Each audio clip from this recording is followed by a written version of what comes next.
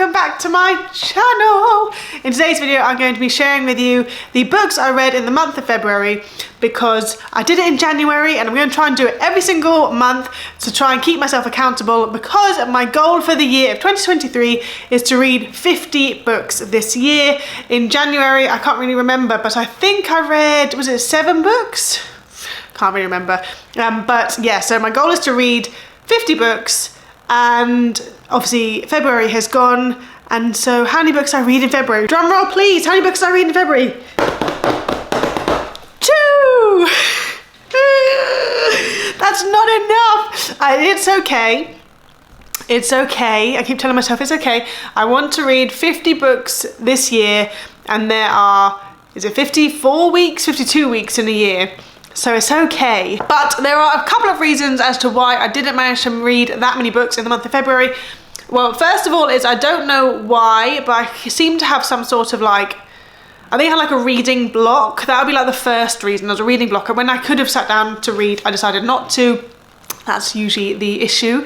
And so I need to overcome that. I have been a little bit better recently. In this first week of March, I have been a bit more persistent in reading and not scrolling on my phone. So yeah, I think we are jumping over that hurdle slightly. The other 2 reasons are I went to Disneyland in February for a week-ish, about 4 days. I had a great idea that I'll be able to read on the train, on the way there and the way back. That every night when my kids would go to sleep, because we were sharing a room with them, we'd have to sit in a dark room from about 7:30. And so for 3 nights we were in the hotel, we'd be sitting in a dark room, my husband would be on his iPad, and I would be able to read my Kindle while the kids were sleeping. Ha ha ha ha ha, that did not happen. And then the final reason I didn't manage to read that many books is because one of the books I read, or actually I listened to this one, was all consuming.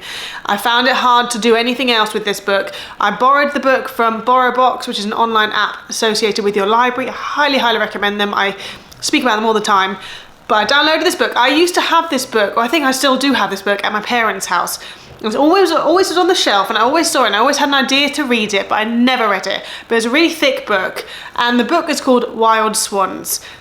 This book is incredible, and it's something that it's intense. It's so intense. It's basically a history of China. So basically Wild Swans is 3 daughters of China.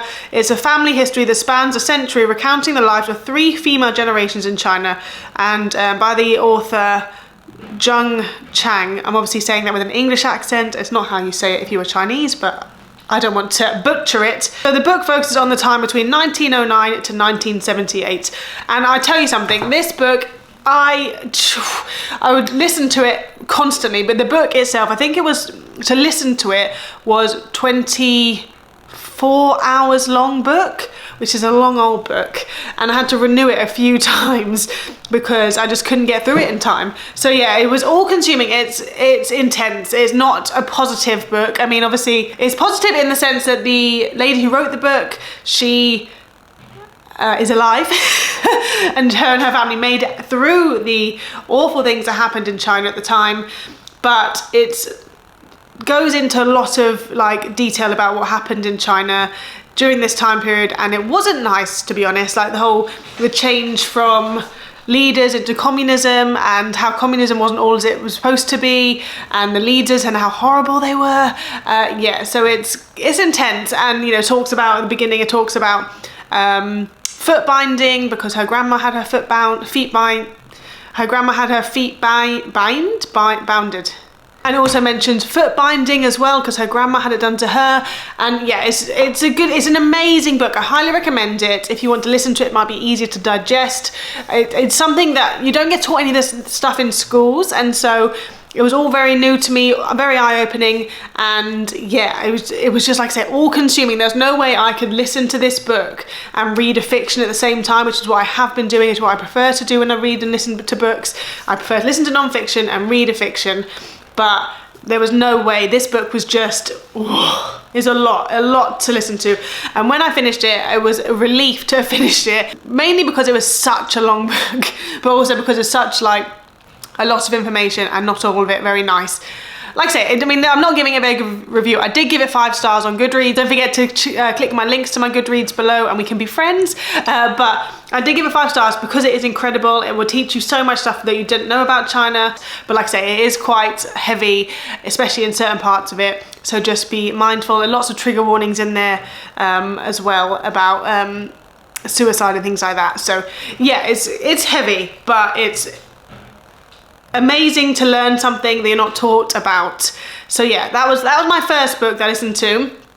The other book which I read, which is another 5 star, which I will recommend to everyone because I was not expecting this book to be as good as it was, because it's hyped up so much on TikTok. Everyone on TikTok bangs on about it, and I thought, I'm going to give it a go. I really want to read it. The book is The 7 Husbands of Evelyn Hugo. Let me tell you something. This book, you need to read it. I promise you, it's incredible. I was reading it, and as I was reading it, I was getting towards the end. I'm not going to give any spoilers, don't worry. And I was getting to the point when I was like, why is everyone recommending this book so much? Because it was good, but it wasn't blowing my mind. I was a bit like, oh, okay, fine, okay, it's good, it's readable. I read it very quickly, but I wasn't understanding why everyone was harping on about it so much on TikTok. And then it happened. And I was just like, oh my God, it's just, yeah, there's a part in the book which will make you go, what? And yeah, it's just incredible. The 7 Husbands of Evelyn Hugo, an iconic Hollywood star, mysteriously chooses an unknown young journalist to chronicle her life story in this sumptuous tale of ambition, regret, and forbidden love. So basically each chapter, more or less, is dedicated to each of her husbands and her experience being married to each of the husbands. It doesn't sound like it should be like a 5-star book, but I promise you it's a 5-star book, and I highly, highly, highly recommend you read it. But yeah, that is the 2 books I've read this month. I'm currently about a quarter of the way through a book at the minute, so hopefully March, when I do my March book review, I'll be able to say, I've read 7 books this month, and I'll be like, powering through. I've actually already listened to 1 book actually, so we're already on a good track for the 7 books this month. Please don't forget to click my link down below to follow me on Goodreads. I love making friends on Goodreads. I love to see what everyone else is reading. So with the addition of those 2 books, the amount of books I've read this year so far is 8. So I have read 8 of 50 books. Read 1 book per week for the rest of the year to complete your challenge. It feels like I did more than that. 1, 2, 3, 4, 5, 6. Oh, I only read 6 books in January. Anyway, it's fine. It's not the end of the world. I've read 8 books this year, but it's okay. We're off to a good start. We will do it, I promise. So please don't forget to hit that subscribe button so you don't miss any videos. If you do enjoy these type of book reviews, stick around so you'll be able to see how I get on for my 50 book challenge, and let me know how many books you've read so far this year. Have you set yourself a goal?